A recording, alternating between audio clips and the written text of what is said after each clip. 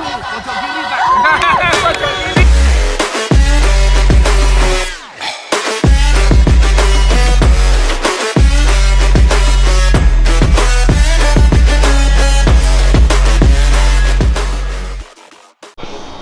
Yo, halo, ketemu lagi dengan saya Coach Yahya Brur. Kali ini masih berada di Sawangan, di pusat pelatihan para pelatih, khususnya di level 1 goalkeeping course ya. Bersama saya sudah hadir Coach Kurnia Sandi, mantan pemain, dulunya mantan pemain ya, dari level sama lah anak-anak, dia juga pernah anak-anak tuh ya, main di level kayak SSB, akademi, terus naik lagi sampai akhirnya ke timnas, sampai ke Italia dan seterusnya, sampai sekarang menjadi salah satu instruktur yang memberikan dasar-dasar ilmu kepelatihan tentang kiper ya.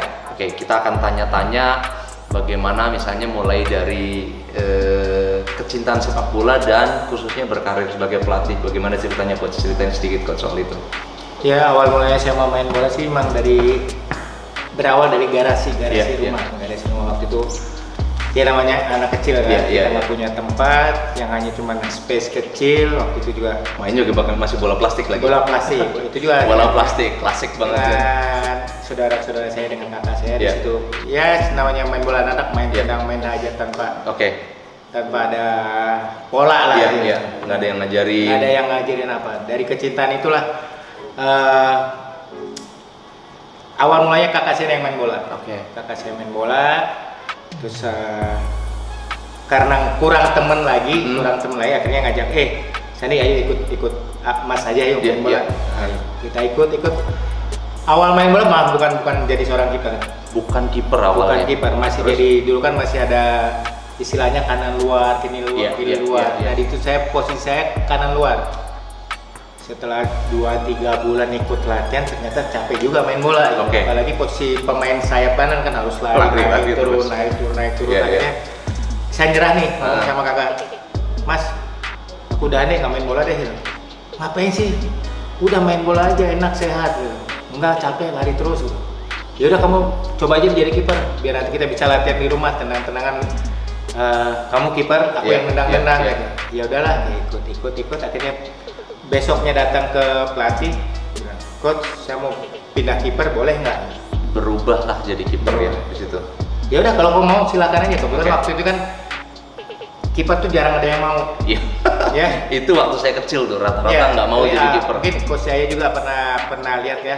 Kalau di SSB itu yang jadi kiper tuh siapa? Kalau nggak yang anaknya yang gemuk atau yang bodoh. Kalau yang dia yang nggak bisa nendang sama sekali, hanya berdiri aja di gawang.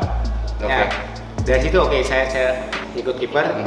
Ya alhamdulillah, mungkin Allah kasih saya bakat. Baru 1 bulan jadi kiper, ikut klub namanya klub S3. Tapi sebelumnya saya ikut SSB Tugu Muda itu yang di Semarang. Di Semarang Tugu Muda. Halo Coach, saya Tugu Muda nih, bangga banget ya. Om Sartono Arwan dulu pemiliknya. Nah di situ baru 1 bulan saya dipanggil ikut. Dulu ada namanya Piala Ornas. Ornas ini waktu kecil memang lumayan terkenal. Di situ saya langsung jadi inti tuh. Langsung jadi inti yang tahun 89 atau 90, saya lupa. Bisa sampai ke Jakarta. Tim Ornas itu juara Jawa Tengah. Main antar provinsi kan, waktu seluruh Indonesia kan. Ya alhamdulillah dapat nomor 3 atau nomor 4 kalah lawan DKI waktu itu. Tapi di situ awal mulanya kecintaan saya di sepak bola. Berawal dari ketika nonton final SEA Games. Tahun berapa ingat? Tahun 91 kalau. Yang 87 mungkin. Waktu itu kipernya Bang Edi Harto. Coach Edi Harto itu ya. Yang kali ini Coach Edi Harto juga sedang mengikuti kursus pelatihan goalkeeper level 1 AFC. Di samping Coach Edi Harto juga ada Coach Hermansyah. Yang jadi inspirasi kayak saya karena waktu itu juga saya lihat penyelamatan penalti. Luar biasa tuh. Waktu itu Indonesia dengan Thailand kalau nggak salah. Adu penalti menang, Coach Edi Harto itu blok di sebelah kanan, saat itu juga juara. Di saat itu juga merinding merinding. Bahkan tadi pun saya ini emosional sampai ya udah kebayang-bayang lah apa ini sudah sampai berkaca-kaca. Saya rasakan euforia saat itu bahwa Indonesia bisa juara dari peran seorang kiper. Ya meskipun kita tidak menghasilkan arti pemain yang lain, ya, tapi di saat itu momen itu seorang goalkeeper yang ya boleh dibilang jadi hero lah, jadi pahlawan untuk Indonesia. Ratusan juta mata menonton ya. Ya dari situlah saya mulai yakin bahwa kiper adalah posisi yang paling dipilih. Saya jadi kiper. Nah di situ saya mulai sudah mulai fokus untuk jadi kiper ya.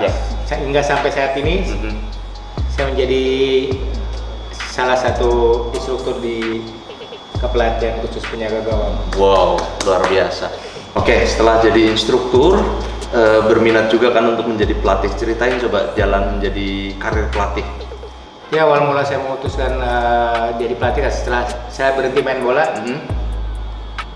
Saya pikir nggak ada solusi lain. Selain main bola pasti kan lari menjadi seorang pelatih. Juga karena panggilan hati pastinya. Panggilan hati juga karena ya banyak hal lah. Karena selama ini banyak goalkeeper yang tidak mempunyai basic yang bagus. Banyak goalkeeper yang tidak mempunyai basic yang bagus. Catat tuh baik-baik. Karena apa? Saya mikir gini nih. Kenapa goalkeeper tidak mempunyai basic yang bagus? Kan berawal dari pelatih. Betul. Dari pelatih, kalau bukan seorang pelatih yang bagus, bagaimana dia bisa menciptakan pemain yang bagus? Atau jadi pelatihnya harus bagus dulu ya. Ya, jadi untuk kita cari modal nih, untuk jadi pelatih bagus kan kita harus belajar. Betul. Nah di situ awal mulanya saya kesulitan untuk mencari rekomendasi. Apa sih syarat-syarat untuk jadi pelatih kiper sih? Iya, ngomong-ngomong ini teman-teman SSB juga teman-teman pelatih di SSB pada ngeluh juga tuh untuk ikut pelatihan semacam ini. Kadang-kadang dikhususkan dulu untuk Liga 1, Liga 2. Nanti kita tanya juga soal itu. Silakan coach. Ya dari situ kan saya mulai berpikir di mana sih saya mencari lisensi. Ya kebetulan waktu itu saya dapat info bahwa di Indonesia sendiri ada kepelatihan untuk pelatih penjaga gawang. Waktu itu instrukturnya Coach Boyke Adam. Ya di situ saya coba ikut dan mau ikut. Waktu itu juga metodenya masih secara umum lah. Belum terlalu spesifik. Klasikal ya. Klasikal, belum menjelaskan bahwa bagian ini masih secara global. Tapi alhamdulillah saya bisa lulus di situ. Tapi setelah itu juga masih penasaran nih. Apa cuman ini aja nih? Untuk syarat jadi seorang pelatih kiper? Akhirnya sering berjalannya waktu. Belum melatih klub dulu. Waktu itu kebetulan ada event Lipio Camp kalau nggak salah. Lipio Camp kebetulan ada di Cibubur. Ya dengan modal sertifikat itu saya bisa diikutkan. Nah di situ saya juga mikir, berarti kalau untuk menjadi pelatih, di samping kita punya kemampuan juga harus disertakan sebuah lisensi. Bahwa kita pernah belajar tentang kiper, bukan hanya kita mengandalkan pengalaman aja. Karena catat nih baik-baik, Kurnia Sandi yang sudah sampai ke Italia, sampai ke timnas, sampai hampir di mana-mana, tetap perlu belajar lagi. Jadi bukan cuma dapat sertifikatnya saja, bukan cuma karena pengalaman terus nekat mau ngelatih, tapi juga perlu lisensi. Karena menurut saya sih knowledge sangat penting. Setelah mengikuti Lipio, kemudian kalau nggak salah tahun 2013, bukan kebetulan si PSSI membuat lisensi kepelatihan CIFC. Waktu itu dia dibuat di Ramangun. Di situ juga ada Yayan Tumen, ada Eko Purgianto. Kita sama-sama di situ, kita belajar. Tadinya kita takut nih, ya. Saya takutnya karena gini, saya pelatih kiper. Pelatih kiper harus belajar tentang melatih sebuah tim, melatih tim. Karena si license kan kita melatih kepelatihan umum. Tidak spesifik tentang goalkeeper. Di situ awalnya saya merasa takut. Jadi ini yang mungkin juga banyak terjadi ketakutan ke para pelatih kiper, asumsinya bahwa seorang kiper atau mantan kiper hanya melatih kiper saja. Sementara lisensi C itu umum, melatih pemain, melatih striker, melatih ini, termasuk melatih kiper. Sering berjalan waktu, saya ikut kursus sampai selesai. Alhamdulillah lulus juga. Alhamdulillah. Setelah itu pun saya masih merasa kurang yakin bahwa saya cukup sini aja deh. Nggak ada kepercayaan diri untuk mencoba belajar untuk ke tingkat yang lebih tinggi lagi. Sempat pesimis ya? Sempat pesimis karena waktu itu belum ada aturan. Belum ada aturan bahwa oke, untuk pelatih kiper perlu lisensi yang lebih spesifik. Iya. Karena waktu itu saya hanya dapat info, si license aja udah cukup untuk jadi pelatih kiper. Oke. Tapi kita makin sini. Kebetulan, alhamdulillah, saya dapat job di Malaysia. Oke. Dapat job di Malaysia selama 2 tahun di Friends United. Iya. Di situ saya dapat tawaran ada kursus level 1 untuk goalkeeper. Ya alhamdulillah dari pihak manajemen Friends United memfasilitasi saya untuk ikut level 1. Oke. Setelah ikut level 1, di situ mulai kebuka bahwa pelatih penjaga gawang juga di samping perlu kita lisensi kepelatihan umum, kita juga perlu lisensi kepelatihan yang khusus spesifik untuk goalkeeper. Jadi sebenarnya jadi pelatih kiper lebih complicated ya. Lebih complicated. Karena perlu at least 2 lisensi, lisensi umum dan lisensi khusus untuk kiper. Ya. Oke.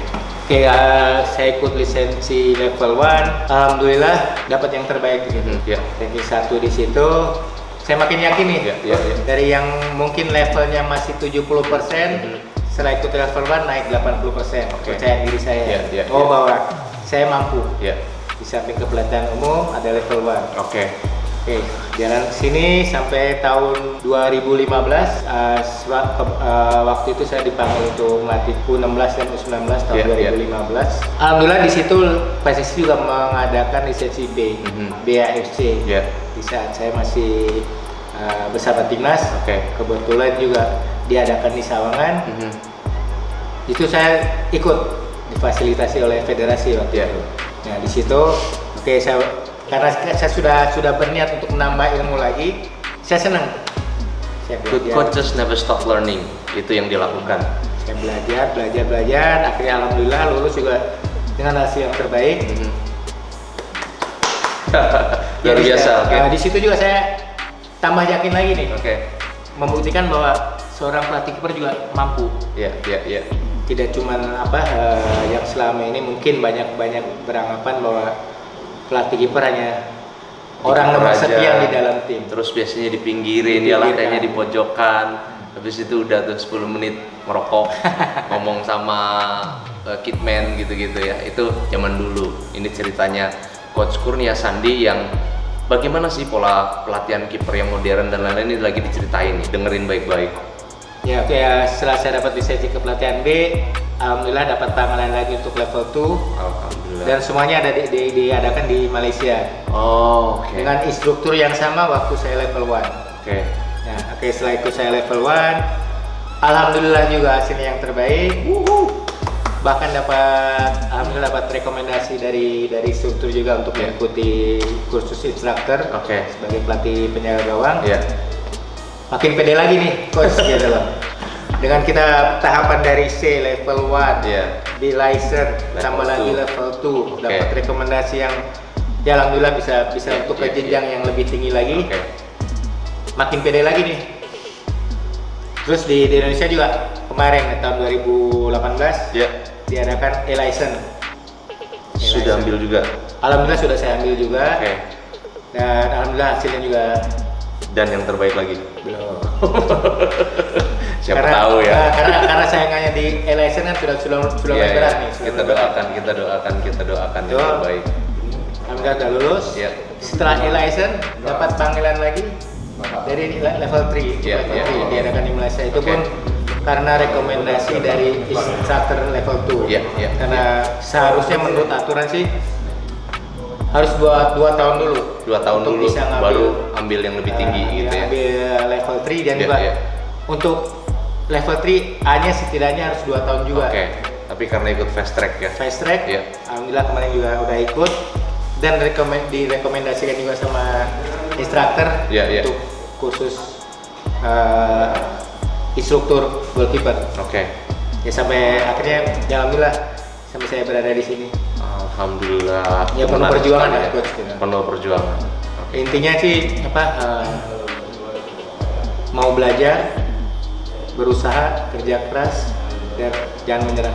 Dan nggak cukup di sebatas sertifikat kita ikut kursus jangan hanya cari sertifikat mungkin bisa dibeli di kursus, jangan cuma cari sertifikat, itu pesan intinya. Coach Kurnia Sandi, sekarang kan banyak nih kiper-kiper baru bermunculan gitu ya. Tapi kembali lagi kalau dari sisi grassroots pun sekarang sudah nggak kayak dulu. Dulu kan kiper selalu anak-anak yang boleh dibilang nggak terlalu jago, makanya jadi kiper gitu ya. Kalau sekarang memang sudah ada yang dari awal ya jadi kiper, ada pelatih kipernya. Alhamdulillah terlepas dari latihannya masih klasik atau modern, paling tidak sudah ada pelatih, sudah ada mau dulu gitu. Nah, ya sekarang kita tanya nih Coach Kurnia Sandi tentang regenerasi kiper di Indonesia seperti apa menurut kacamatanya Coach Kurnia Sandi? Yang saya lihat sih untuk sekarang penjagaan di Indonesia ini sudah mulai banyak peningkatan. Oke. Dari bukan mungkin sih, dari kualitas dia sebagai penjaga gawang dia sudah meningkat. Ya. Nah, tentu saja itu juga tidak lahir begitu saja. Ya, pasti ada prosesnya. Pasti ada proses, dan kita juga harus tahu di belakangnya ada orang-orang yang membentuk. Ada orang-orang yang membentuk. Nah, Iya. itulah peran seorang pelatih penjaga gawang. Siapa mereka? Kurnia Sandi muda, Kurnia Sandi yang menjadi penerus seperti sekarang ya. Ya, itu juga untuk menjadi pelatih penjaga gawang juga nggak susah. Oke. Prosesnya Iya, itu iya, yang iya. saya bilang tadi juga perlu Gak mudah ya. tambah pengetahuan, Iya, iya, iya. edukasi, terus Oke. banyak ilmu lah yang harus Oke. diambil. Oke. Kiper-kiper yang sekarang itu sudah modern belum menurut Coach Kurnia Sandi? Dari sekarang kan ada teori mereka harus latihan terintegrasi gitu. Apakah sudah dibebaskan dalam tanda kutip oleh pelatih kepala untuk bisa ikut latihan bareng dan lain-lain? Ya, untuk dari kualitas kipernya sih sudah mulai ada yang mendekati Oke. tipe seorang goalkeeper yang modern. Tapi juga itu masih banyak kendala sih, terutama hubungan kerjasama antara pelatih kepala dengan pelatih kiper, karena Oke. kita tahu tren sepak bola dunia kan sudah mulai berubah. Betul. Pelan goalkeeper nggak cuma jagain gawang aja, Oke. dia juga harus bisa mengantisipasi jalannya bola yang mau datang ke gawang. Jadi Orang katanya 75% sudah pakai kaki. pakai kaki. Kita Kiper boleh sekarang. apalagi di Piala Dunia kemarin ya. Iya, iya. Hampir 70-80% kiper menggunakan kaki. 70-80% kiper pakai kaki, bukan pakai tangan aja. Ya, itu juga jadi PR berat juga Iya. buat pelatih kiper, Iya. supaya bisa meyakinkan bahwa peran pelatih kiper itu sangat penting di dalam tim. Terus bedanya di level atas sama di grassroots tuh gimana menurut Coach Kurnia Sandi, khususnya dari kepelatihan, bicaranya soal kiper misalnya? Ya, untuk level profesional sih, Iya. mungkin kita sudah tidak bisa lagi melatih dasar. Oke. Harusnya mereka-mereka yang ke level profesional udah nggak kembali lagi ke dasar, karena diharapkan pelatih-pelatih SSB-nya udah latih dasar dengan baik gitu Ya, betul. Karena gini, untuk menjadi seorang penjaga gawang itu dia harus mempunyai teknik yang benar. Iya. Teknik yang benar itu dimulai dari usia dini. Iya, iya. Nggak bisa kita misalnya kita membentuk kiper di saat usianya 17 tahun, 18 tahun. Nah, kalau sebelumnya dia sudah mendapat kepelatihan, mendapat ilmu dari pelatih kiper yang Pelatih sebelumnya kiper yang bagus harusnya. tanpa ada koreksi. Jadi mungkin sekarang pun masih ada ya kiper Masih banyak, berusia masih di banyak. atas 15 tahun tapi basicnya basicnya masih masih lemah. Oke. Nah, di sini sebenarnya tugas seorang pelatih kiper yang berat itu justru di level grassroots. Oke. Ini PR banget nih buat pelatih kiper di level grassroots. Saya sendiri kadang-kadang latih kiper untuk anak-anak. Jadi ini pesan penting dari beliau yang sudah menduduki level atas. Jadi beliau berharap sudah bisa memetik hasil dari kita-kita ini yang di bawah nih. Ini tugas kita yang lumayan berat nih. Ya, jadi gini Mas, kita ibaratkan ini, kita membangun rumah. Kalau kita fondasinya nggak kuat, rumah itu bisa kuat apa nggak? Bisa Iya, kuat iya, lama iya, berdiri iya. atau nggak? Iya, Nah, iya, jadi iya. tugas pelatih kiper nih untuk level grassroots sangat penting. Iya, iya. Kita harus memberikan teknik yang bagus, memberikan edukasi yang bagus, membentuk attitude yang bagus, Karakter yang bagus juga. karakter yang Oke. bagus, karena untuk menjadi seorang kiper tuh nggak mudah. Oke. Dia harus mentalnya kuat, Ya. fisiknya harus lebih kuat, karena kan kita coach tahu sendiri latihan kiper kan jatuh bangun, Betul. benturan dengan lawan, Iya, iya, dengan teman sendiri. Nah, Khususnya itu- di awal-awal ya, karena Di lebih awal-awal. banyak latihan individual. Iya. Mungkin kalau dia sudah bisa baru kita bicara latihan integrated training. Ya itu sih, jadi pembinaan di grassroots sangat penting. Oke. Dasar harus kita kuatkan dulu. Oke, terus jadi kalau melihat itu semua, kira-kira tips dan saran apa nih untuk pelatih-pelatih SSB, pelatih-pelatih atau mereka-mereka yang berminat jadi kiper gitu? Saran dan tipsnya seperti apa? Khususnya kita mulai dari pelatih dulu, nanti kita juga, maksudnya Coach Kurnia Sandi juga kasih tips dan saran untuk anak-anak grassroots usia dini yang mau jadi kiper. Ya, saran saya untuk para pelatih kiper sih, Ya. kita jangan berhenti untuk mencari ilmu. Jangan berhenti cari ilmunya. Mencari rekomendasi, ada banyak sumber ya. Banyak sumber. Oke. Nggak cuma kita lewat buku, mungkin Oke. lewat video, lewat YouTube, lewat kita bertanya ke orang Betul. yang lebih punya ilmu lagi. Iya. Dan kalau ada yang mau nanya-nanya boleh nih Coach Kurnia Sandi. Insya Allah boleh. Silakan. Insya Allah Saya boleh. tunggu. Ini alhamdulillah humble banget orangnya. Jadi kalau mau nanya-nanya ketemu di jalan nih, gimana caranya ngelatih kiper yang baik? Silakan tanya ke Coach Kurnia Sandi. Ya, cuman ini ada sedikit yang menjadi ganjalan saya juga. Oke, silakan. Apa Kadang kan gini nih, kadang masih banyak pelatih kiper yang mengambil rekomendasi dari YouTube itu mentah-mentah. Oke, copy paste. Copy paste. Jadi kadang melihat, oh ini latihan bagus nih, Iya. itu diterapkan ke anak didiknya Tanpa tanpa melihat pelatih ini cocok nggak buat pelatih anak-anak. itu tahu ini latihan ini untuk apa, Oke. topik latihan itu apa, fokusnya latihan itu apa. Nah, itu yang Coaches kadang catat tuh. menjadi mungkin buat saya sih satu kesalahan lah. Oke. Kesalahan. Iya. Lebih baik kita rekomendasi itu hanya sebagai gambaran, oh ini variasi latihan seperti ini, tapi setidaknya kita harus tahu inti dari latihan itu apa. Oke. Terus kalau buat anak-anak nih, tips-tipsnya atau mungkin ada saran nggak? Biar bisa menjadi Kurnia Sandi berikutnya. Ya, buat saran saya sih nikmati dulu aja. Ya, yang Nikmati penting dulu, karena untuk anak-anak juga levelnya fun ya. pokoknya happy. Oke, happy. Itu juga jadi harus perhatian juga dari pihak orang tua, pihak pelatih, jangan memaksakan kepada anak-anak itu, kamu nggak usah jadi kiper deh, kamu jadi pemain aja. Oke. Kalau ada anak-anak yang udah suka dengan posisi kiper, biarin aja, biarkan Betul. dia menikmati dulu. Bahkan perannya sebenarnya sebagai di anak-anak juga harus nyobain semua Harus posisi ya. nyobain semua, Jadi apalagi termasuk dari striker disuruh jadi kiper. Iya. Jadi dia nggak bisa cumanya nyalahin aja kalau kiper kena gol gitu. Jadi dia tahu tanggung jawab, tahu konsekuensi apa sih kalau jadi kiper gitu ya. Ya, setuju.